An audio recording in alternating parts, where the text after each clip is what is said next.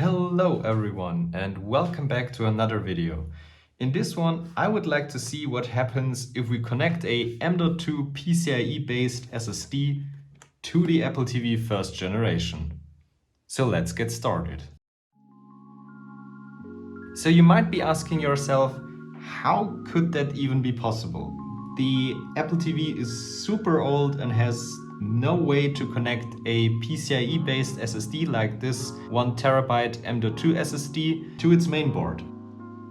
So we will do this using a few weird adapters I've already used in a previous video, which is the eGPU video.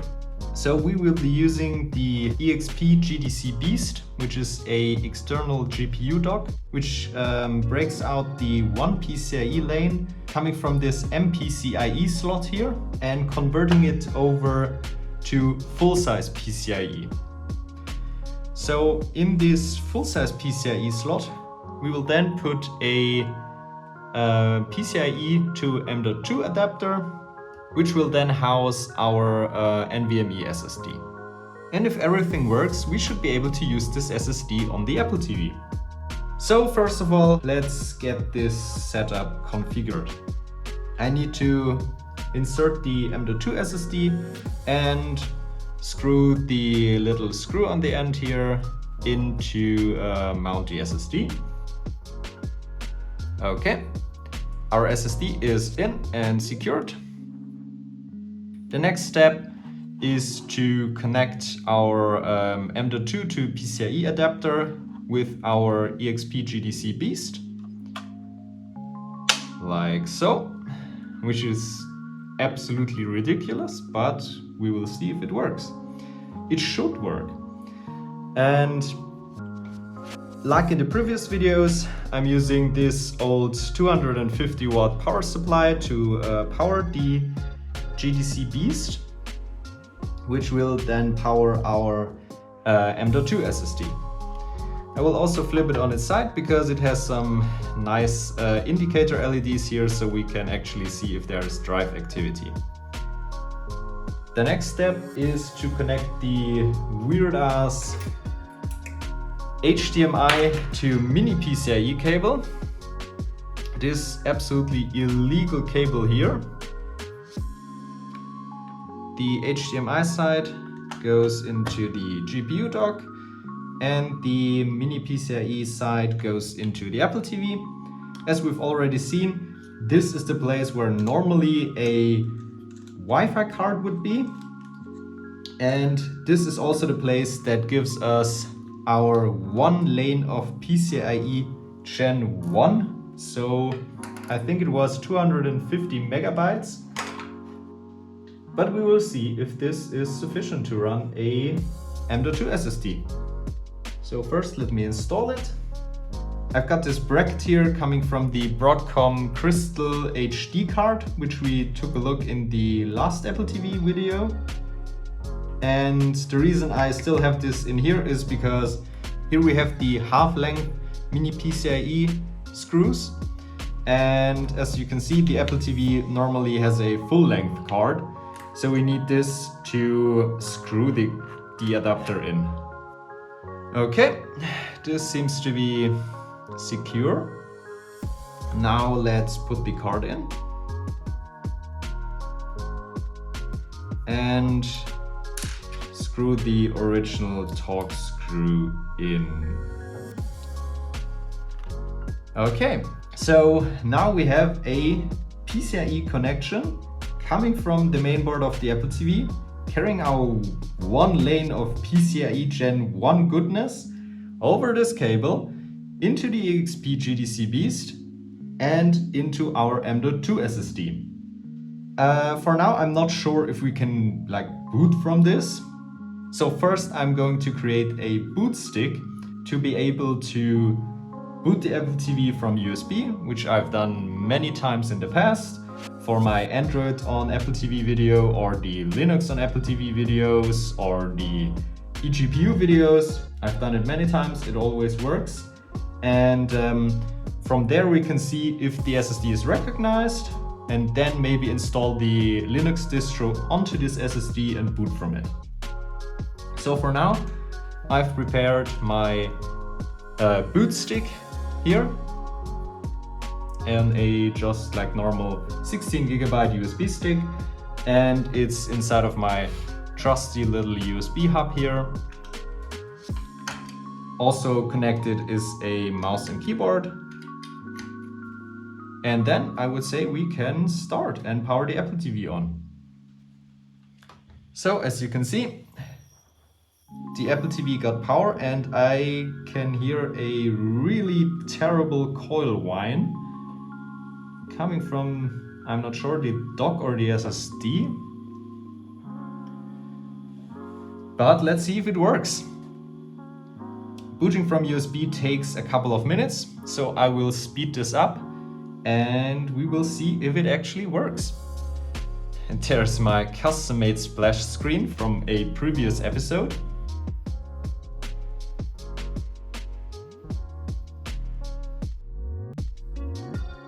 Log in as root using the super secure password root.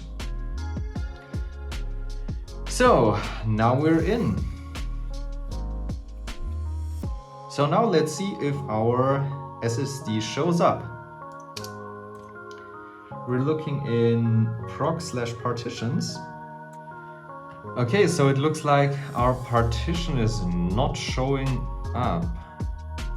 SDA and SDP are probably two partitions on the USB stick, one being an EFI partition. So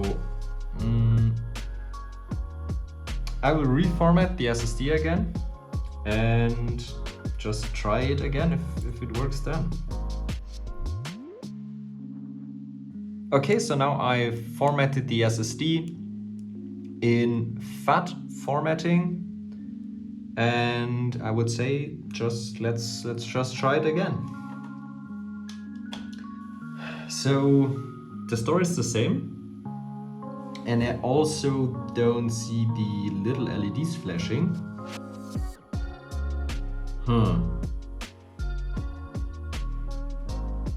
Maybe it doesn't work. Maybe one lane is just not enough. Okay, so now I've rigged something up to test our adapter solution. This is an old netbook with a Intel Atom, and it's like super old and crappy. But I've installed the PCIe dock into its Wi-Fi connector. So we will just see if the SSD works in here. Okay, this might be the jankiest stuff I've ever done here. I think I've just seen something blink.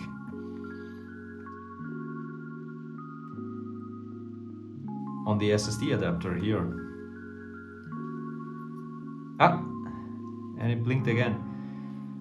Okay, so generally the solution should be working. Maybe because we only have PCIe Gen 1. Because this netbook will also only have like one lane of PCIe going out of this MPCIe port. But it probably is PCIe Gen 2. Maybe that's the difference? Maybe it's just an operating system thing. Thousands of tears later. So, hello, as you can see, it is a bit later on the day, and what I did in the meantime is I installed antiX Linux, which I also used in the eGPU video, on this microSD card here.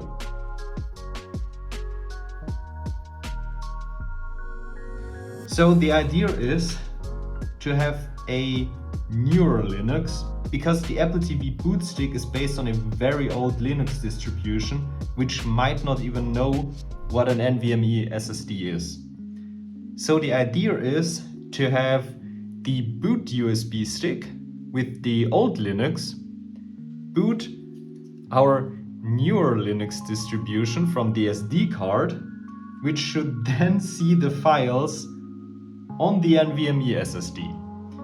So this might work or it might not work. I'm not too sure.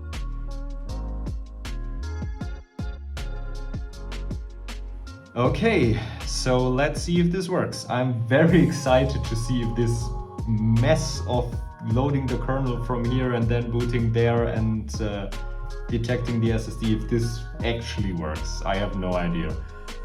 It should work, but I'm pretty sure this is something no one ever did before, so we will just have to see. I will skip ahead to the interesting part. Okay, so now the super old Linux distribution built for the Apple TV is booting from our USB stick.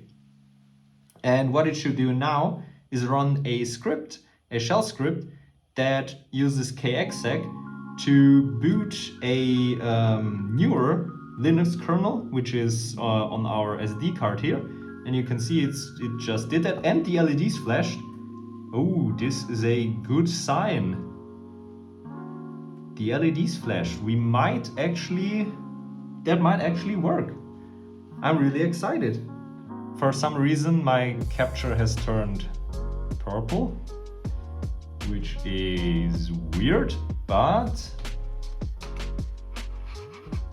And my mouse? Okay, my mouse is working. So now let's see if there's just something under files, but I don't think there will be. No. Okay, so there's nothing mounted right now. But I did not think that would actually work out of the box. So let's look at LSPCI to see if the PCIe device is even connected, which it should, because we actually saw the blinking.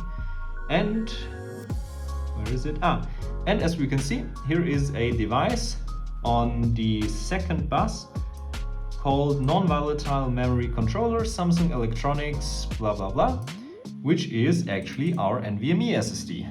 This is looking very promising. I'm really excited. So now, since it shows up here, we could just look at the partitions. Huh! And there it is. Wasn't that simple? So we have a NVMe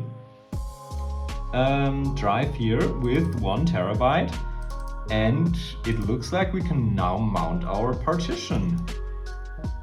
And it's partition 2, and just mount it to /mnt. Okay, and we had the flashing lights.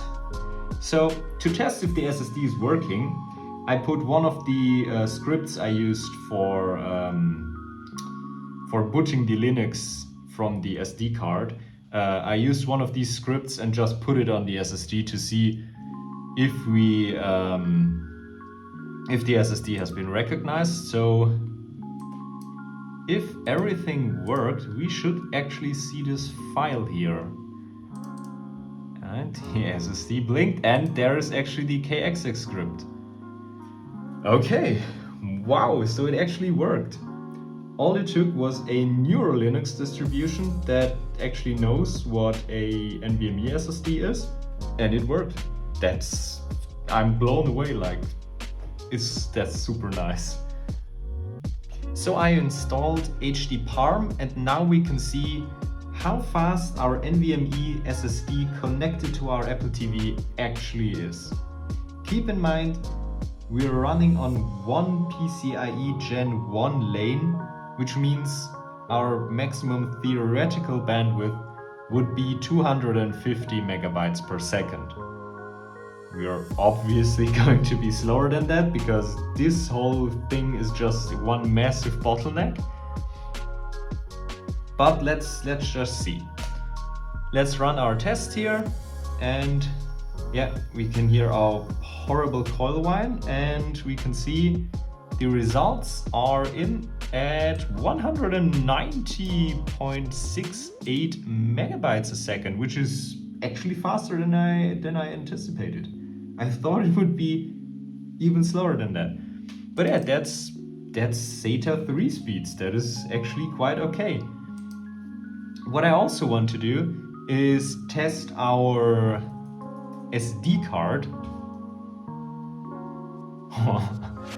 Okay, so this interface here, the IDE interface, only gets us 23 megabytes a second. And keep in mind, normally there would be a super duper slow HDD here. This SD card is way faster than the HDD that was originally here, which means that our NVMe SSD is like actually 10 times faster than the internal drive here. That's really cool. So my next step would be to try a even weirder setup and actually install our Linux distribution on the SSD here. So we would boot from the USB stick, then boot into the newer Linux, which knows NVMe, and then boot from the SSD here. And see how much performance we can actually get out of that.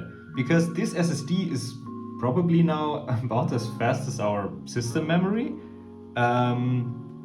which could actually be quite interesting. We might even try some of the games from the eGPU video to see if they are running better or worse without an external GPU but with way faster storage.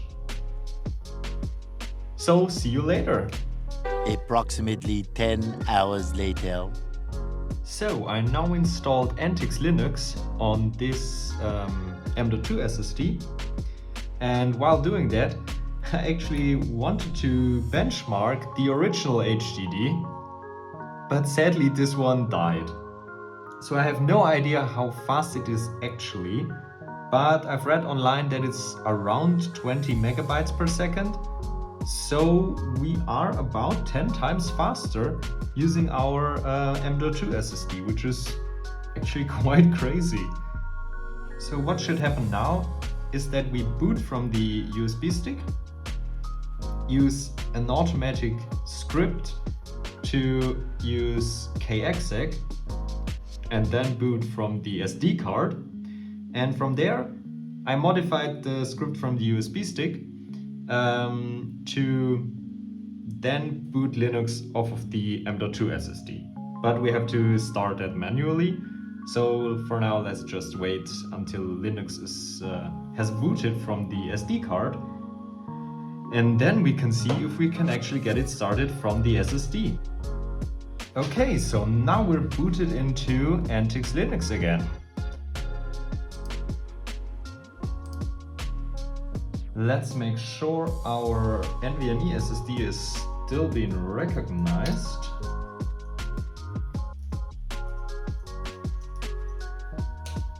And it is, we can see NVMe here. Now we can run our script to boot from the SSD. I put it in documents. Yeah.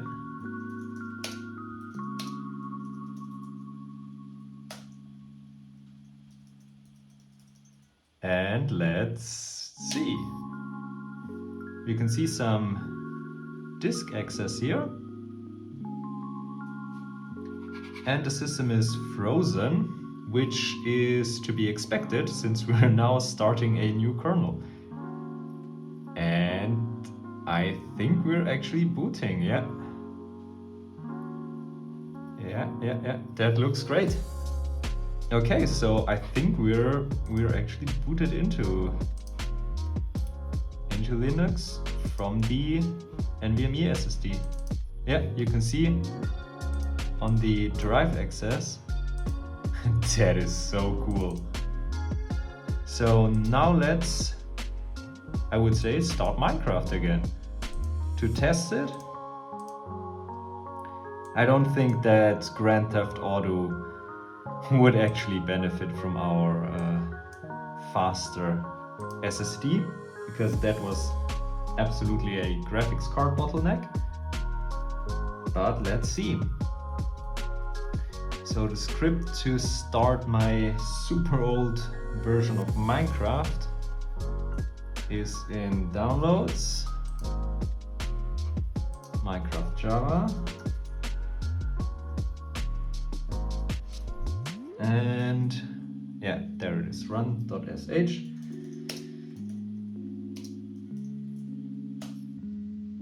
Okay, so our NVMe SSD took 106 seconds, while the old SD card took 122 seconds.